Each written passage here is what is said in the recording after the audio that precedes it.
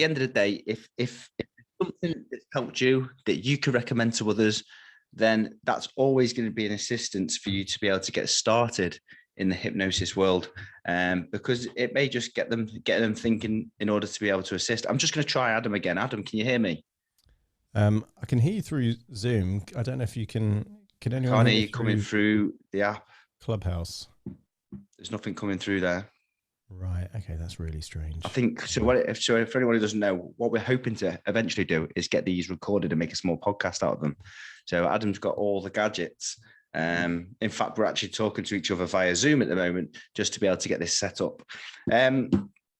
So straight off the bat, if anyone during this whole time, as of last time, we had some absolutely fantastic conversations about many different elements of hypnosis and metaphors, and it was really good with some of the input that we had from people, especially later on in the talk last week.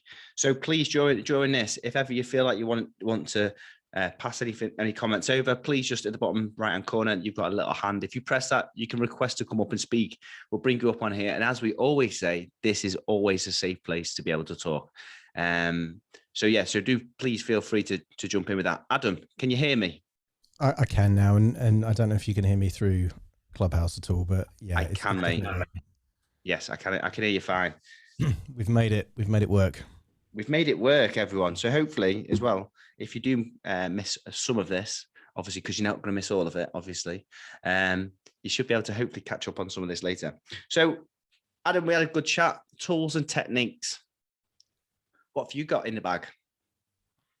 I'm an NLPer. I love, for me, what originally got me into hypnosis, I think, was uncovering some of the early Milton Erickson stuff, and then learning about Richard Bandler modeling, Milton Erickson, and obviously Grinder as well. So for me, it naturally kind of flowed quite well together. And I think doing a lot of work with phobias and things like that, it certainly, I found it intuitive, just that hypnosis and NLP work together very well. And I think the hypnosis element can amplify some of the principles in NLP and vice versa. So for me, of all the different tools and techniques to kind of complement hypnosis, NLP is the one that really jumps out for me. Absolutely. No, I'm not an NLP practitioner. I understand NLP. I think a lot of people understand it. I don't know all the ins and outs to modalities. I definitely know the meta pattern, which I think is by far the most important part of NLP. But at the same time, so I'm on the opposite side of the camp. I got started with modalities, very much modalities, some quick hitting modalities, which, as many people know, I'm a kinetic shift practitioner and trainer, which is something I highly recommend for me personally. But that's because it complements my personality. It's very theatrical. It's very engaging. It incorporates the whole principle of the meta pattern within it to be able to achieve that. And so there's two completely different sides of the spectrum there. I can fully understand why you're into NLP much more, because your linguistics are phenomenal. You say so many big words that I have to turn straight to Google and start typing them in. And being able to use them linguistics and being able to tie them up properly can definitely assist much more with change and making things much more visual.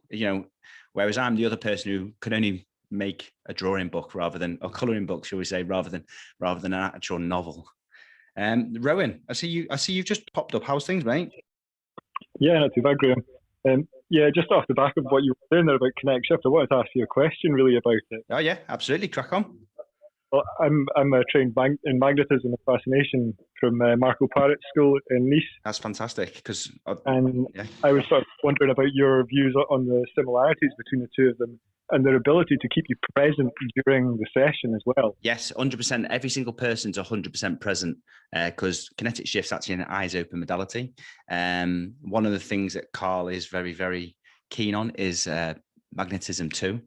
And it's, like I say, it's eyes open. It's about a connection, 100% about connection with a person. If you haven't got rapport and you haven't got a connection, you will not be able to make the change.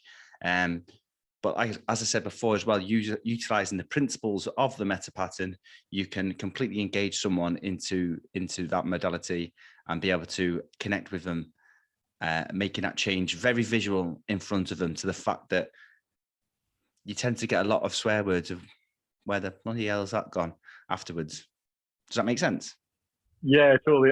I was actually meaning more in respect of you as well as a therapist, remaining more present if you're using magnetism or the kinetic shift stuff. In what way, sorry? Well, like sometimes if I'm doing multiple embedded metaphors or things like that, yeah, I'll get lost in the story and not be present in the session. Oh yeah, yeah. Oh yeah. But magnetic stuff, and doing that even when you're doing verbal stuff, doing hand passes and things like that over the client, even with their eyes closed. Yeah. So it keeps you present and the intent on their healing. 100%. So it's a very, very direct method. It's not something, like I said, because it's eyes open. It is literally, there's that thing. We're going to work with it. This is how we're going to do it, so on and so forth. Whereas if you was if you was to be doing, like you said, metaphor work, double binds, all the rest of it, you could, and I've said this with Adam before, is next thing you know, you could be thinking, well, which door was it you actually went through and stuff? Whereas this is very much, where do you feel it? Where can we be working with it? By going, by associating, by making a change, by conducting a shift, and then obviously re-embedding extra stuff afterwards. Does that answer your question? Yeah, totally. Sally, was you going to add something? Was you coming up about kinetic shift? Yeah, sorry. Yeah, I use NLP and kinetic shift, but where I use kinetic shift best, I guess, is if somebody is in a state that we can't carry on, if that makes sense, and I just bring them out of hypnosis and do a bit of kinetic shift, and then they're in a better place to carry on with that then. But a lady I was treating is very conscious of sound, very hypersensitive to sound. And one session I was doing with her, the dogs were milling around. They were barking at the postman. They were barking at the window cleaner. And she just couldn't concentrate. And I tried to be very firm with her. And I said, close your eyes, sit down, let's do this. And I did it. And then we carried on. So it's, I find it can give people, it's like I said, it's a change of state very quickly, where you can just then concentrate and move on. So I just wanted to say that. No, thank you very much. Yeah, hopefully that assists it a little bit more. So Adam, obviously you mentioned NLP. Is there anything else that you have in your back pocket, so to say, or an extra string to said bow? I mean, most of it is within the NLP framework. So I agree with you that the meta model, very, very useful to actually get a precise read on what's actually going on. So challenging certain questions and entering their world and getting that clarity. Because I think unless you really understand the issue and understand the language that they use to explain their issue, you're making it a harder problem to solve than just kind of honing in on there. So I look at the meta model as kind of the detective work to figure out what's the real problem. I mean, I've never trained in kinetic shift, but it does strike me that the same principles of the sensory acuity to pay attention to how people are describing experiences, very, very useful within that context. And for me, I got a lot of value out of the distinctions of submodalities within NLP. And I tend to be very visual as a person, but equally, the more I learn about issues, the more I will intuitively ask them to describe how it makes them feel, and then check in with them to see if they feel different afterwards. And that's effectively the submodalities of the kinesthetic area rather than visual or auditory. So I feel like for me, what really helps me with hypnosis from NLP isn't so much the tools and techniques, and rarely do I pay attention to eye accessing cues and things like that, but it's more the philosophy of it, the proposition that in order to create their experience, they are probably running an unconscious strategy. They don't know what they do to create that anxiety or to create that motivation. But if you figure out what they do, perhaps you can map across that resource to a different area of their life, or vice versa. Maybe they're highly resourceful in a private setting, and you can map that across to a public setting if it's about performance anxiety, for example. So for me, mainly NLP. I haven't trained in any of the tapping techniques or havening or anything like that. I just kind of figure that for me, a combination of hypnosis, NLP, and to some extent some of the CBT, particularly third wave CBT techniques, I find just really useful. And for me, I'm all about it. If it's useful, I'm keen to learn it. And if it isn't, I'm keen to ignore it. Absolutely. Because at the end of the day, the only overall thing which ever matters is the client in front of you and the fact you feel confident and competent with what you're using. Many people say how we do get people who just want to end up going course hunting because they're looking for that next best thing. Now, does that question competence or anything like that? We never know. It may just be that they're looking for the silver bullet. So, but there never will be a silver bullet. But confidence, competence will always embed rapport, which at the same time, for me, I've said it many, many times on here now, if you have rapport, you are always going to have an awesome session, in my personal opinion. And the more that you can embed that and gain it right at the very start, you will have the best results you can possibly have, personally. Rachel, welcome up. How can we help you this evening? Hi, Graham. Hi, Adam. Hi. Hi, Rachel. Sally. Hey, everyone. Yes. Well, I've got to say, for me, it's TARC EFT, which goes hand in hand really with most sessions that I do with hypnosis, because it gives sort of an explanation for the client as to what's actually happening energy-wise to the system. So as we're going through each meridian and I explain the points to them, and we go into a little bit more detail of what's actually connected behind each tapping point, then they connect, like you say, it's that rapport. They connect even further to the session. They connect even further within their own body, and they really then do start to put the jigsaw pieces together for their own little journey of life, really. So, I think tapping is probably one of the main things that I incorporate within hypnosis and NLP for me. And Rachel, do you find it works better in a particular context or for particular issues that it really kind of comes into its own, or do you find it fairly universally useful? I think it's pretty universal, but for people who are hesitant about alternative type therapies, who don't really understand anything about energy work and are a little bit frightened actually of actually going under, because they don't really understand the trance-like state. So I usually start off with TARC EFT and give them a little bit of a background. Yeah, so what's happening with the system first.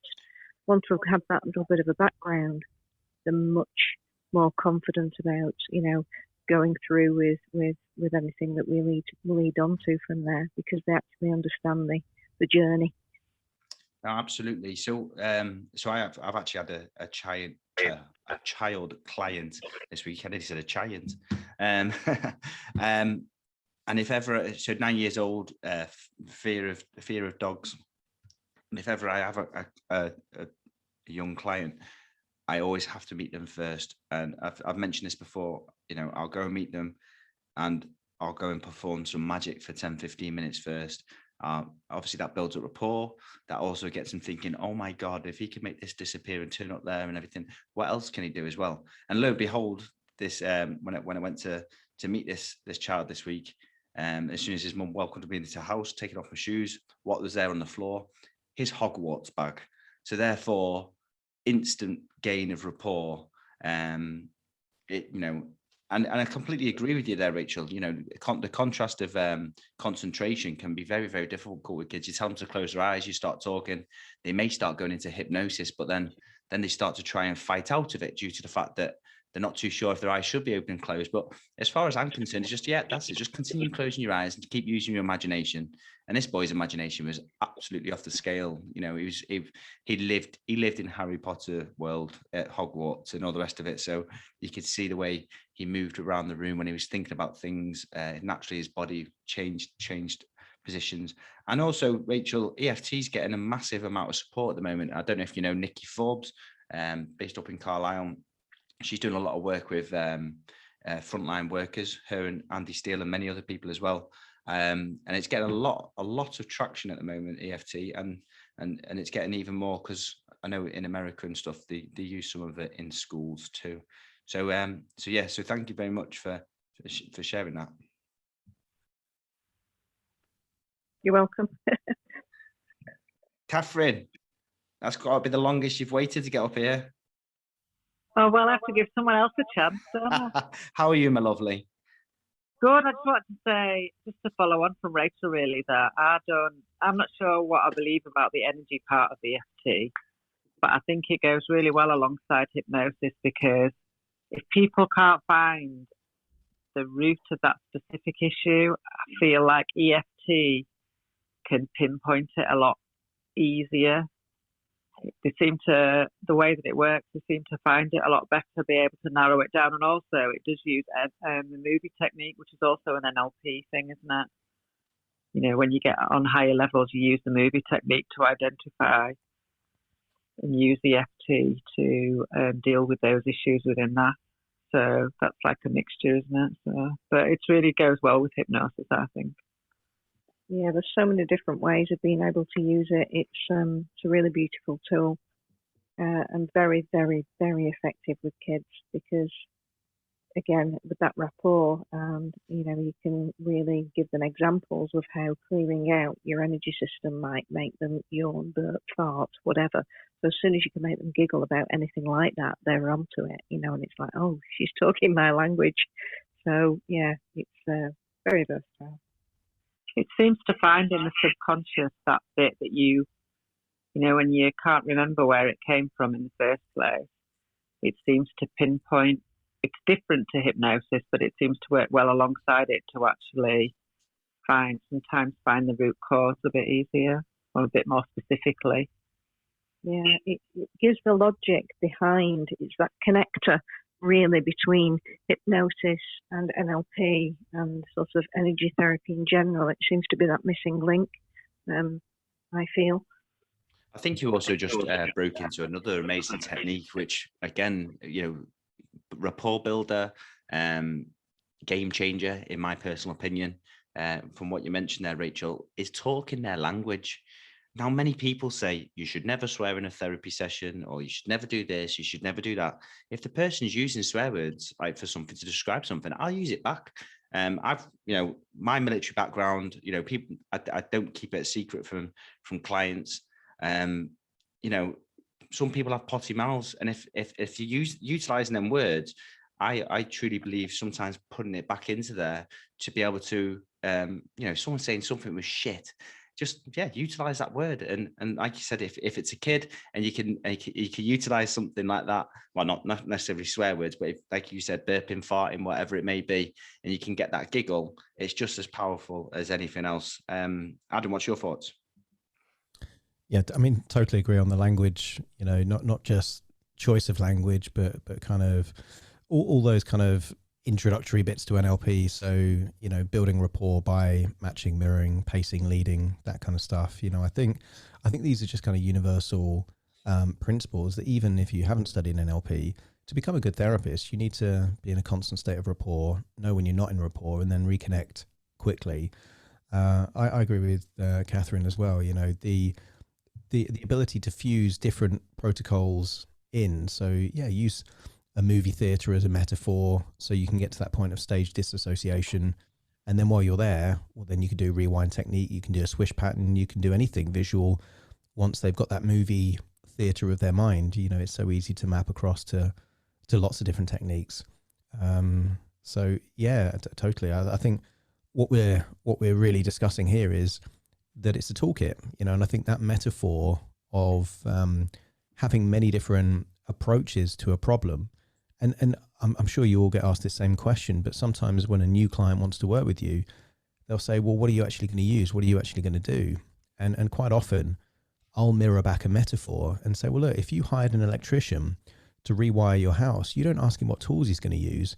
You just explain what the problem is and how you want it different.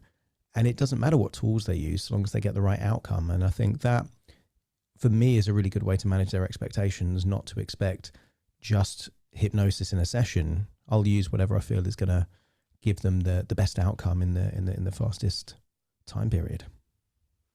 And let's face it as well, as much as I say, talking to people in their language, building rapport is very important. One of the biggest and most hardest tools to ever be able to achieve is just silence. I think we're always scared to maintain silence to allow the client to think, because I think some of us get scared that they may think, what if they're going to fall asleep, or what if they think we're not paying attention to them, or something along them lines. I think that can be very key too.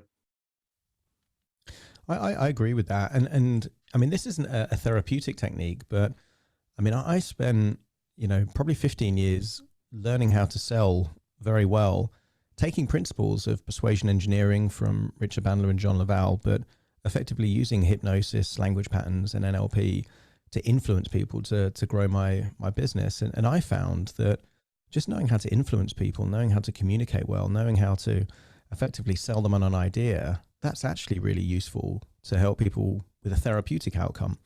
Yeah, you're not getting them to sign a contract, but you're getting them to agree perhaps to a new belief or a new way of thinking about something. So certainly not a protocol I'm sure you would see people naturally thinking it works in a therapeutic environment, but for me it certainly does. Yeah, 100%. Rowan, I see you've come back up. What would you like to share, my friend? Yeah, well, just off the back of all this, really, I think, the idea of selling an idea to a client is spot on, Adam. And I think from my understanding of NLP, it was always really a rebranding of hypnosis and all of the other sort of therapeutic modalities you looked at to sort of build hypnosis, to build NLP, sorry. It was really, it's a toolbox for using in therapy, isn't it? More than anything. It was really off the back of what Rachel was talking about with the EFT. I use a technique of sort of timeline therapy that's sort of derived from matrix reimprinting, which is a sort of offshoot of EFT. And I find that you can do that just with a standard hypnotic induction. It uses the affect bridge to get you back to doing it. I've sort of worked out, I think, how it works, which is an interesting aspect of it. But one of the things I noticed when I was doing the EFT with people was tapping on the KC point at about 4 hertz seems to keep them a little bit deeper and in that visual state. And I'm wondering how, like, with tapping like this, you are sending effectively like electrical impulses along nerve endings. So it's going to start creating that sort of rhythm following aspect of the mind and train you to specific frequencies of the tapping as well. So I think there's possibly an element of that in it. I'm not sure what anyone else thinks about that. Just to confirm there as well, Rowan, where is the KC point? The KC point's like the karate chop point. So it's the point just on the if you look at your right hand, it's on the left hand side of your right hand down the outside edge. Yeah. The Cheryl Cole tattoo point. That's what I call it. Yeah. Like I say, it just threw me off with the KC. But that's fine. And obviously, I'm sure there was other people there as well. But yeah, thanks for sharing. And also, Rowan, you did mention that you have a technique yourself that you've come across. Is that something you're willing to share today? Yeah, it's sort of, well, it's off the back of what I was just saying. It's a breakdown of the sort of timeline technique that's used in matrix reimprinting. But I've sort of modified it slightly so I can just use it with standard hypnotic inductions, so you can do it over Zoom or things like that without even having to explain all the sort of EFT points and things like that. But because if you ask someone to feel, like, remember a recent time when they felt anxious or something like that, if you get them to introduce themselves to their younger self in that memory and get the younger self to just ask them to go back to the first time they felt this, it'll just take them straight back, because you're asking a part of their unconscious mind, their younger self in the memory, to take you back instead of trying to find the memory. So it's a way of sort of hacking the unconscious to give you the initial sensitizing event, or very close to, really, really quickly. That sounds brilliant. Sounds really, really good. Obviously, other modalities that I've worked with. I'm an old pain to go practitioner. I'm sure that we've got some more in the audience. Have you heard much about old pain to go, Adam? I haven't. I'll be honest. I'm curious to learn more. Yeah, so it's created by Stephen Blake. It utilizes some NLP properties. It also just the personal interaction as well. And I can never explain the experience that I first had at his trade, because I went to train. I was with Carl and Bev. We went up to his house, and a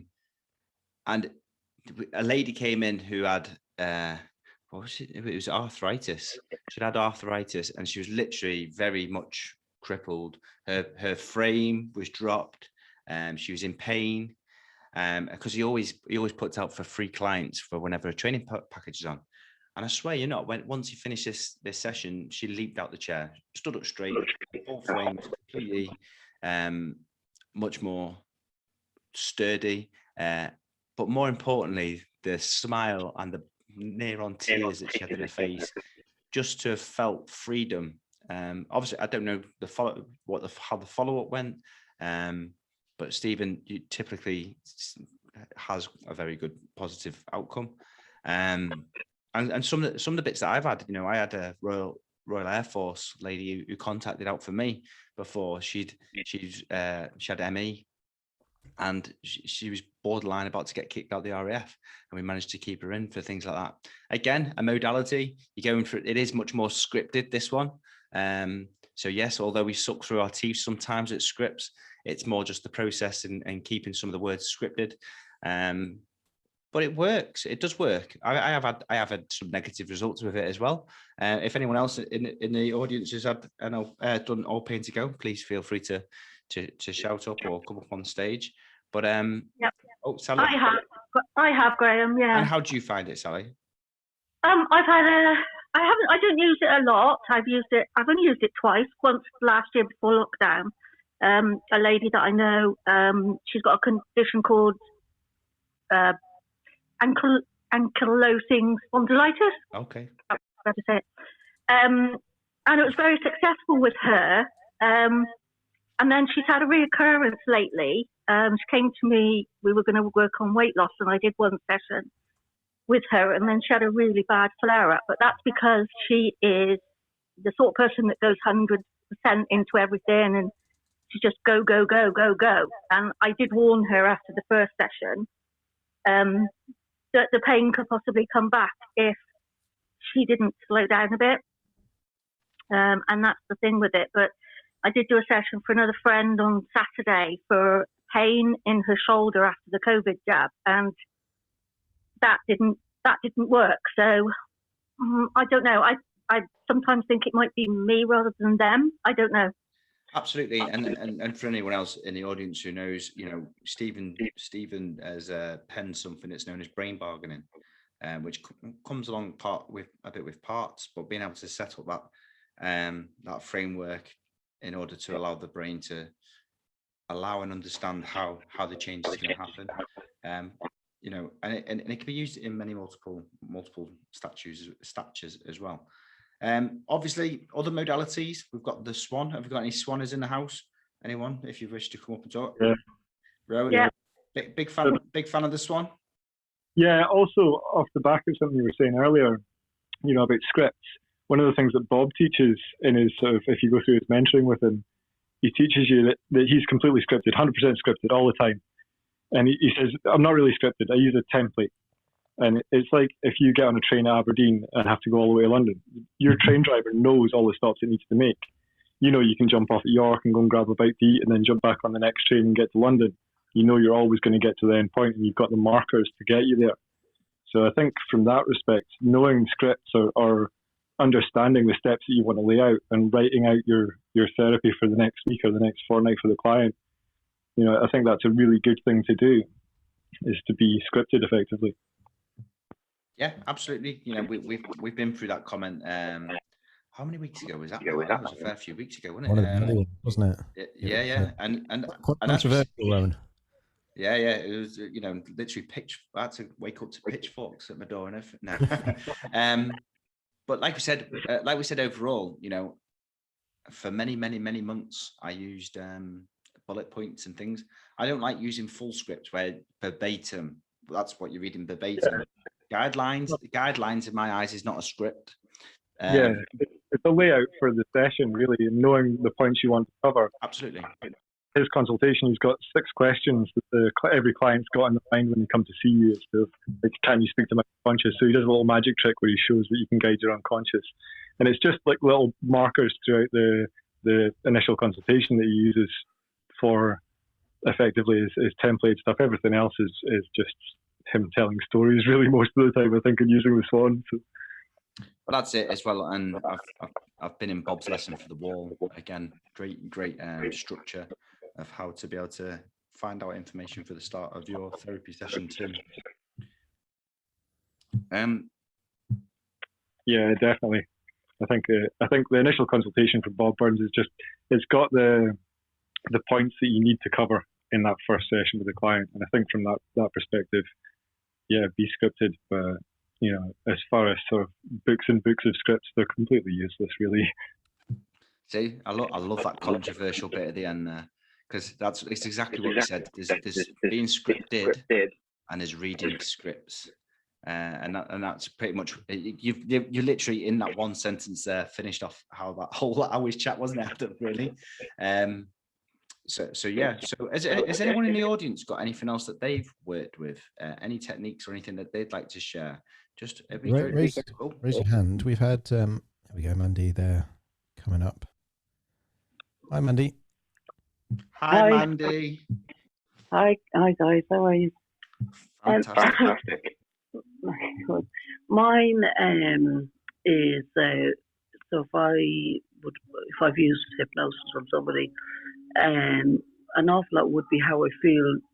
Like Sally was saying about with pain, so a pain would be something I'd pick up if, and I think we all have it. I'm sure we all have it.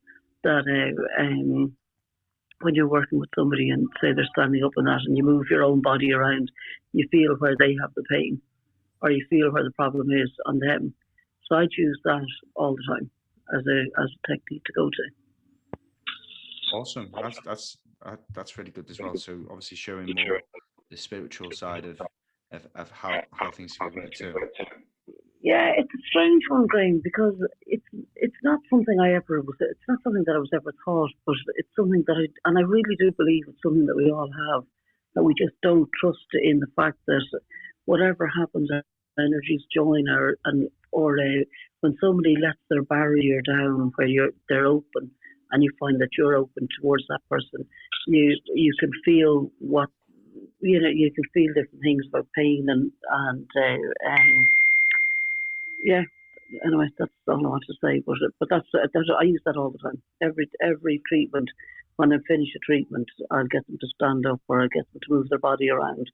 And the biggest one for me would be your shoulders or neck. You pick up, and usually by just putting my hand in and taking out whatever's there, it will come out. But so that's always my go-to. That's brilliant as well. And I'm sure for Adam and the way he works, for me, Mandy, that shows that you have true connection with your clients. And it must be obviously that rapport and everything that you've managed to build up with them. Yeah, I have no explanation. I don't have an explanation as to. I don't really know how to word it, Graham, to be honest with you. It's just something that comes very naturally. And but I do think it's something that we all have. I do believe that's something that we all have, because if you're not taught something and you have it, we must all have it. I think a lot of the time we tend to go into our head all the time and think, especially hypnosis, so you're working from, you're thinking the whole time, you're thinking all the time, but when you let go and you go into your body, you'll feel more. I think that's the thing with Old Pain to Go, I found, because the one I did last February just before lockdown was in person, and I found that the hand resting on the shoulder builds that connection, and I find it doesn't work for me as well over Zoom because you haven't got that connection. And maybe that's just me. I get what you mean. Yeah. That's where, for me, that's where the rapport at the start comes into. That's where the active listening, being able to repeat what you're saying back to them from what they're saying, regurgitation of information, and just building up on there. I think we lost the end of what you were saying there, Graham, but I totally agree with that. And I think also, for me, thinking about it more now, one of the, I would say after NLP, integrating it with hypnosis, I would say it's parts therapy and ego state therapy. For me, the more I do this, the more naturally I'm like you, Mandy, just using my intuition, and intuitively I'm going and I'm asking questions about, what's the part responsible for this, and is there another part that has the resources that can help? And whether you use hypnosis or metaphors or kind of body parts to represent those different parts, I tend to see really powerful results. The more I use parts and ego state therapy, the more I'm convinced it's such a useful tool that complements hypnosis very, very well. I don't know if anyone else has had good experiences with parts therapy or ego state therapy, but I just find it really effective and fascinating as well to use. I totally agree with that. Yeah, I think that parts integration are a really, really powerful tool. I think a lot of probably don't use it enough. I use it in pretty much every session that I do. If I'm using sort of timeline stuff as well, I'll do a thing at the end that'll do a whole universal parts integration effectively. Because everything we know is in our mind. So our entire mind contains the whole universe as far as we know it, and everyone we know, all our versions of them. So if we do an integration at the end where we're getting their universe to accept the new way the changes have been made, it's hard to explain in sort of short terms, but I think parts integration is fantastic, and you can take it to so many different levels through sort of spiritual work or mainstream psychology stuff. So. Did you have something on that, Catherine, as well? Oh, just to say that I found parts really, really successful. I had someone this week that bit her nails and pulled all the skin off her hands for all of her life, as long as she can remember, and all of the family do it like a habit. And I used parts on her, and she messaged me the other night to say she's away to get her nails done for her birthday. She's not touched them, since the session that we had. I used it for weight loss the other week. Someone who knew there was something holding her back, but didn't know what it was.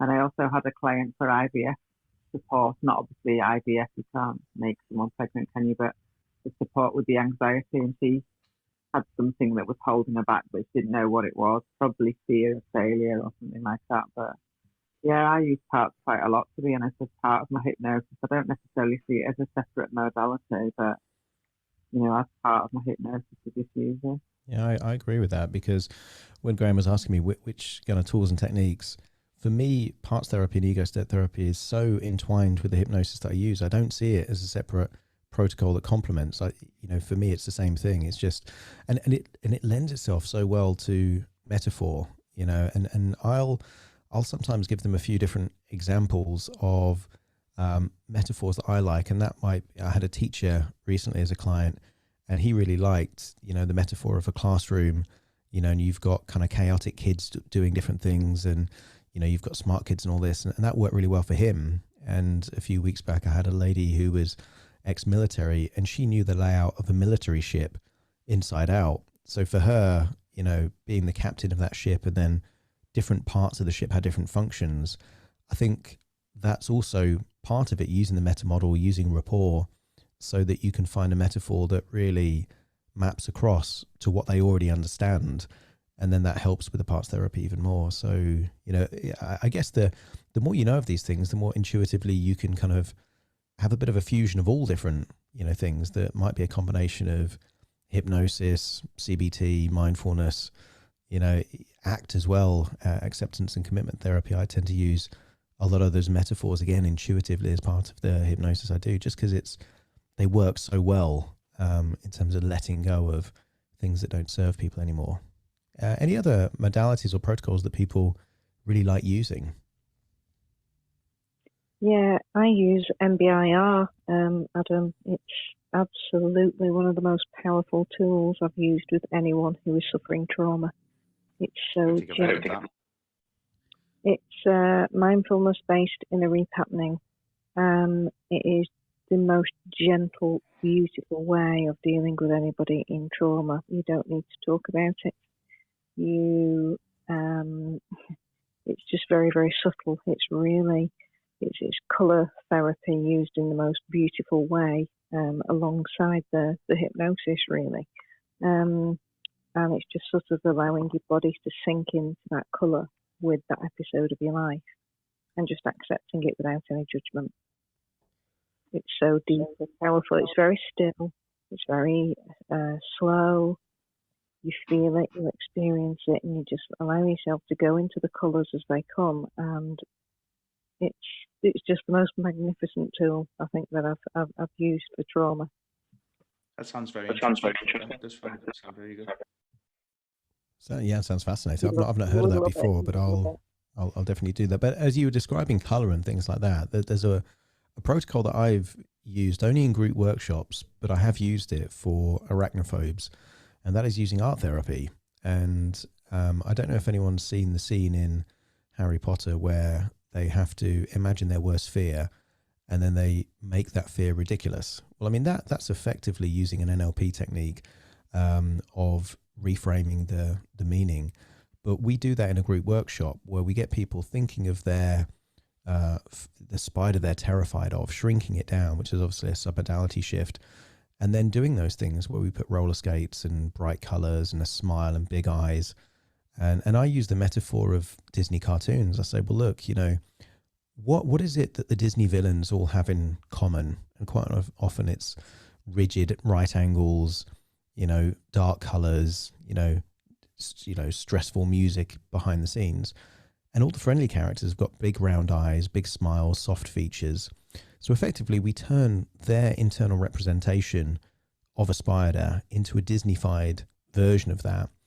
Add the bright colors, add the ridiculous things like the monocle and the cane and the pom-poms and the rollerblades and all that kind of stuff.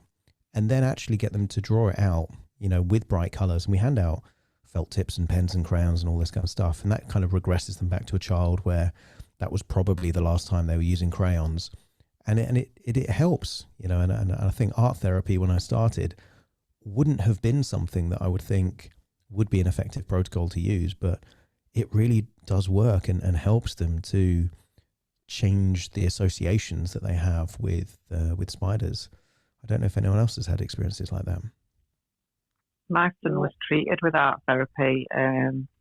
My other son took his own life, and me and John suffered from PTSD, but we couldn't find anything for Jack because he was only 10. So we really struggled to get any support because there just wasn't anything. Child bereavement were between people, so there was like nothing for him at all. And then it kind of got to a crisis point, and the school can access it through, through that channel. And Jack had he pretty much had as many sessions as he wanted, and he did all different things, but he didn't think it was like therapy. He liked to go, and it really sorted him out. So I think it is really, really beneficial. That's fascinating, Catherine. I think that's a really positive story as well, because it is that thing that you kind of associate with a childlike time of your life as well. So, perhaps it does tap into that more innocent time, or a time where you've got different connotations. So there might be an element of regression there as well for adults using art therapy. But I've never heard of art therapy used in bereavement like that, but it sounds like it was very effective and very helpful. Yeah, definitely. It definitely worked for him. So, but they also encourage, because he was about 10, it's a safe place. So I don't necessarily know everything that he did, if you know what I mean. That's why I sound a bit. He brought home loads of things, but obviously he didn't want to talk about everything that he spoke about, because that was a safe place for him to maybe talk about, obviously the effect it had on me and John, or whatever, the family dynamic. So I think that's a part of it, having a place that's just for them, isn't it? That they don't, because a big thing was that he was worried about me and John and expressing his feelings, because we were already upset. You know, so as a child, you feel as if it's your fault, as if you've done something, and all of those things. So part of it for him was that was, you know, we don't ask him loads of questions about it. It did what he needed it to do, and that's, you know, if you understand that. Yeah, massively. And it kind of reminds me as well that sometimes an action needs to be linked to the therapy. And you know, in many ways, you can consider the homework that you set the client in between sessions as a form of therapy. And obviously Milton Erickson was a big fan of setting people, you know, certain challenges in between sessions that would at some level amplify or assist in the therapy. And sometimes that's a really useful way that definitely isn't hypnosis, but it can cement the work that you're doing in the hypnosis sessions. And I mean, just a quick poll, really. I mean, can you just kind of flash the mic if you set your clients challenges or homework in between sessions at all? Yes, that's the majority. So yeah, I mean, again, definitely not hypnosis, but definitely helps. And even if that homework is affirmations, I was listening to Mike Mandel this week, and they were talking about stress. And it was actually Pierce Day, actually, who mentioned a method of affirmations of just using an affirmation towards thoughts. So let's say if someone's scared of flying, I like the way it feels when I think of flying. So, for example, using affirmations over and over again. So, because it's not necessarily saying I like flying, it's just I like the way I feel when I think of flying or the thought of flying, which then changes it in that way. Another little thing I was going to say, and actually I was going to invite Jessica up actually to see if she's done the homework on it yet. But I mentioned last week Hazel Gale and her mind monsters, and it's something she does when she has clients. She literally gets the client to imagine a monster, and then start but not even looking, just having a piece of paper and just start scribbling and see what comes out. Jessica, how are you doing? Hey, I'm good, thank you. And have you had a chance to draw your monster yet at all? Yeah, I've drawn the monster. Yes, I've done that. I haven't done the extra writing homework yet. I think that's the bit which quite a few people probably don't get to really as well. But I will do it. I will do it because it sounds interesting. It's really quite phenomenal, isn't it? How your monster derives on the page. Yes, but it was interesting. I was just listening about the changing how they look. So as I began to go deeper into what its cause was and realised that it's there, like she said at the beginning, didn't she, that it's like a version of parts therapy. And once I began to understand its positive intention, I noticed that its eyes did become more like googly-eyed. And I started to like my monster more. And no, it was very powerful. It was a very powerful exercise. It was very interesting. And for anyone who doesn't know, it's the aim of being able to take a monster image of what you believe is sabotaging, controlling, whatever the terminology may be towards it, but then being able to become friends with it, being able to understand it, being able to utilize its powers, because at the end of the day, it's there to do something, and it's already doing something really well, whether that is sabotage, whether it is self-control, or any of the other reasons. So it's about then looking at it and saying, well, how can I change this? Now, if it could be by redecorating it in one way or another, or putting other bits in any other spaces. Jessica, obviously, I know you're pretty new to hypnotherapy. Is there any tools that we may not have spoken about tonight that you've started to use, or anything you've heard about that you're interested in that maybe one of us do know about? So I'm very interested in ego state therapy and so parts therapy. I don't exactly know what the difference is. I think they're similar. So I'm quite familiar with parts therapy, and I use it in pretty much every session, at least the first sessions, and different variations. So like what I learned from Hazel Gale, and that again, it's a variation of parts therapy. And I think I mentioned it last week, but the alter ego effect. So I think that's something that, although I hadn't formally studied it, it's something that I've done a long time. So going back to that subject of intuitive therapy coaching, I've been a kickboxing coach for over 5 years now, a lot of that is almost hypnotic, in you're giving suggestions whilst you're working with people, whilst you're stimulating them physically too. They're moving, they're releasing those endorphins. Sorry. And so I'm interested at the moment in bilateral stimulation to control anxiety. So I've heard a few people talk about it, like the passing left to right to calm people down. And one of the things I've done for many years is left to right with punching or kicking, focusing on left to right, left to right. And I was like, that's bilateral stimulation. That's a way of regulating anxiety and calming people down.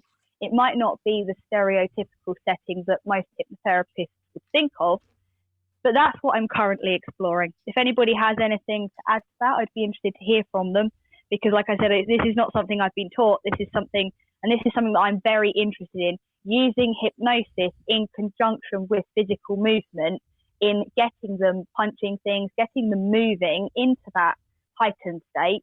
But it's still a hypnotic state, because fighters are in hypnosis when they're fighting. The coach speaks to you and it goes straight to your subconscious mind. As long as you've got that rapport, as long as you've got that connection.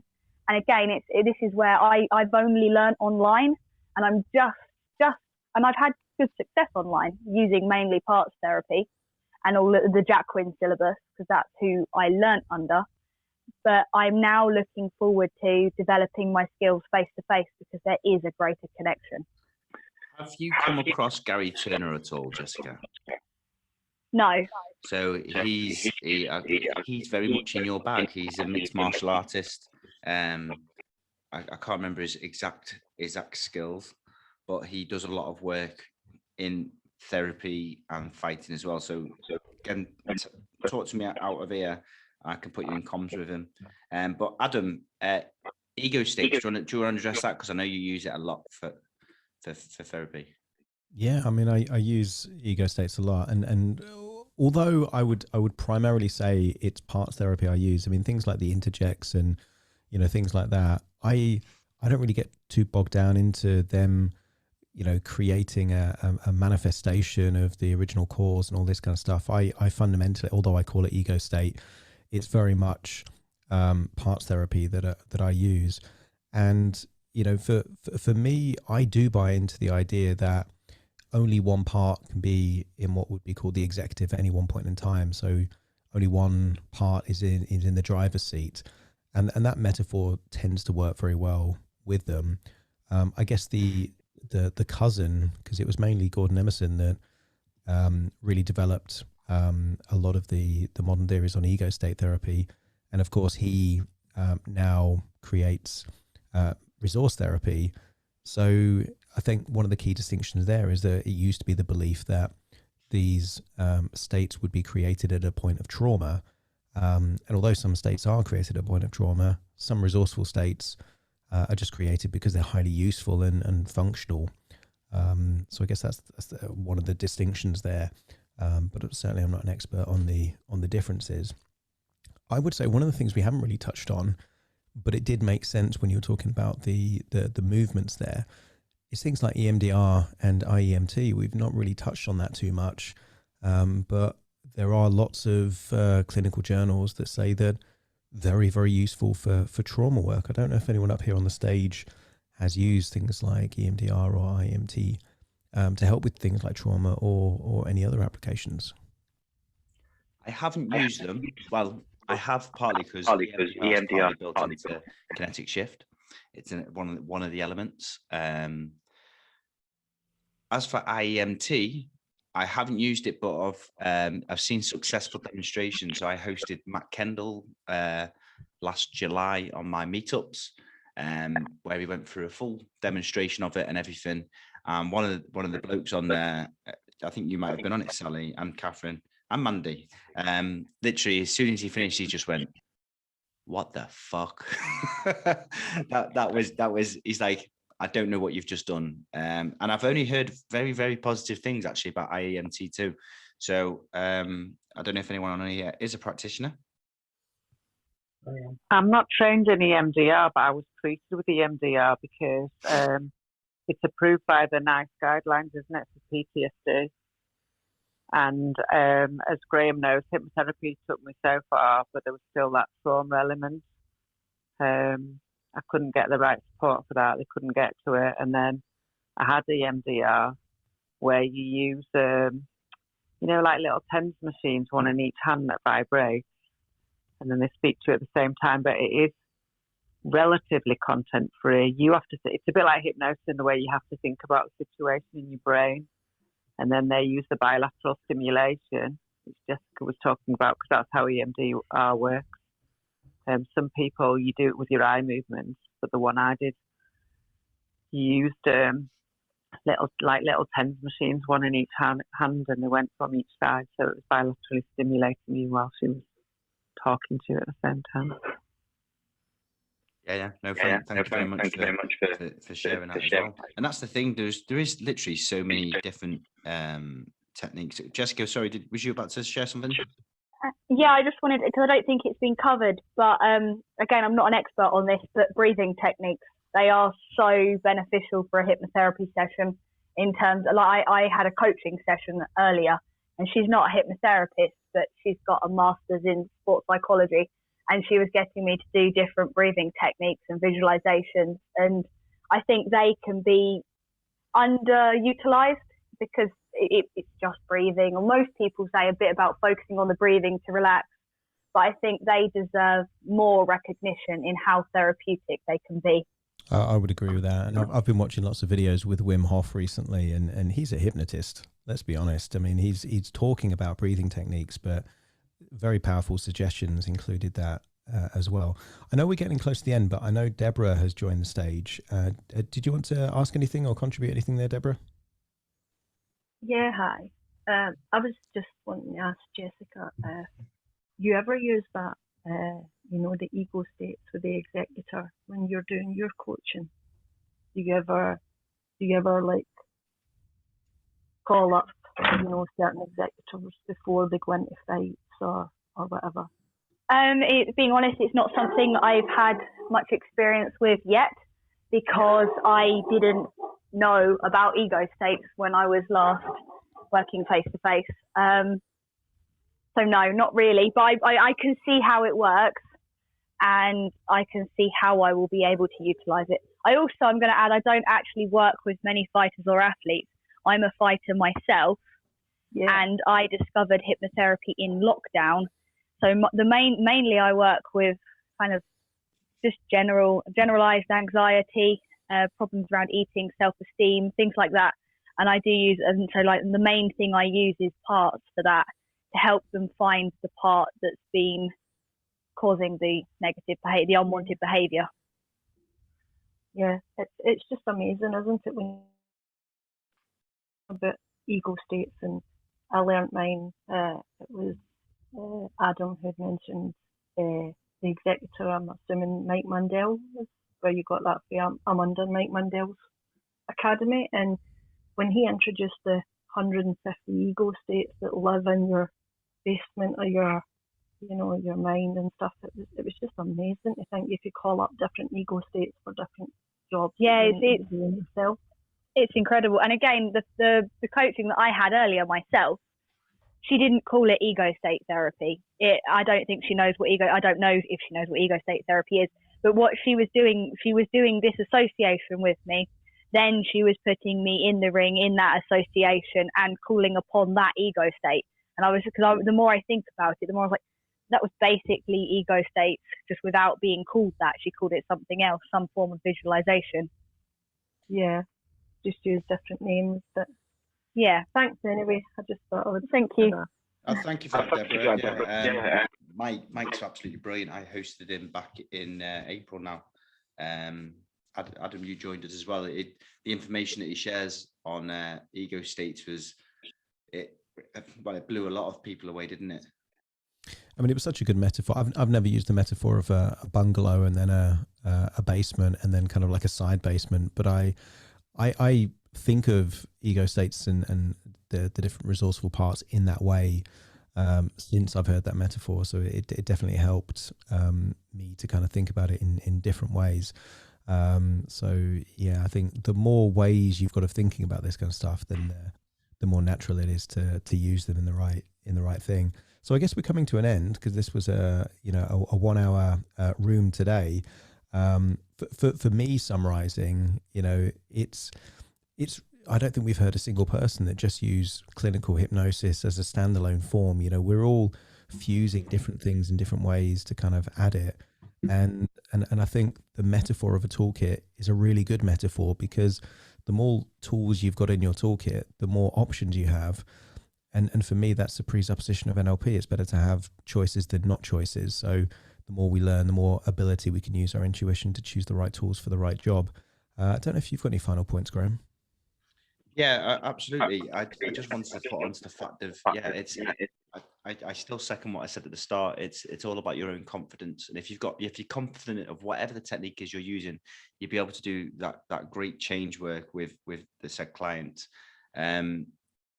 As well as that, I want to thank every single person who's been up talking this evening. Without you guys, I don't even know where the last hour's gone.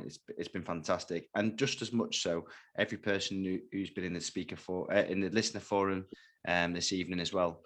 We're really grateful, because it's great to see this group start growing and talking much more and sharing information. If you do like the look of different tools and techniques, I've got multiple speakers on my hypnosisonlinemeetups.com, including Mike Mandel with his ego techniques and many more. And we also had this guy talking a PR. What was his name, Adam? He was a very good-looking guy, wasn't he? I forget his name. But yeah, we've got, like I said, there's multiple things there. If you want affordable CPD, head over there and you'll get about 2 hours worth of talks from many different people, and you'll learn a hell of a lot about it. But like I say, from me, thank you very much for joining us.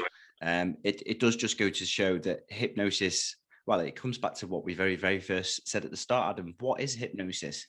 Is that question no one can ever really answer, because is it just rapport? Is it confidence? We never know. But we've also, I have something really quickly. Oh, go on then. Yeah, go on. Yeah, no, absolutely. Just staying in that confidence thing, and there's always more to learn. Being fairly new and using that intuition, and we're all well connected, so we all know other hypnotherapists, other hypnotists. So it's okay to practice amongst each other. That's one of the incredible things about the Jacqueline Hypnosis Academy. But I would say to get out there and start giving things a go. If you don't know, so like I don't know exactly if it's ego state therapy, for example, that I do, but it works.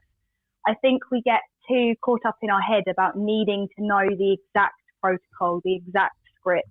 So going back to the scripting, as long as you know the fundamental principles of what you're trying to achieve and you can break the steps down. And if it's obviously if it's not with a client, if you're practicing it with someone else that you trust and you can build your skills together, I think you need to have the confidence to just get out there and give things a go. 100,000,000%, because my confidence was built up by offering free sessions. And then once free sessions were getting really good results, I put my prices out there. And lo and behold, the people who took the free sessions were the ones recommending me to other people. And then I started getting inundated. So then I raised my prices again. And before I knew it, I had a very, very successful business, which got me recommendation. And I was only working part-time as well. And it got me noticed to the point where a lot more people knew my name, which is absolutely brilliant too. So 100% what you say there, Jessica, just build up your confidence by practicing. I can't recommend that enough, and just ask people. As I've said many times, it's just about sharing what you've got. You can't give away literally everything that you've spent all your money on to learn, but just to spend some time and see how people work and be honest back to them. If you just go, oh yeah, that was a good session, but deep down you're saying it wasn't, or thinking it wasn't, you're not doing anyone a service. You need to be truthful to yourself and to that person, and they'll only build up better. And please do say otherwise if you think I'm wrong there at all. I'd agree with that, and I would agree with Jessica's point. You can't learn to swim by reading a book. You've got to go out and do this stuff, and the more you do it, the better you get. As long as you pay attention to what works and what doesn't. And I think bringing it all the way back round to that NLP phrase, sensory acuity, pay attention to what works and refine as you go along. So this has been a great talk. Thank you everyone for joining us today, and we'll see you all next week. Take care, everyone. Much love. See you all soon. Bye-bye. Bye. Bye-bye. Bye. Bye.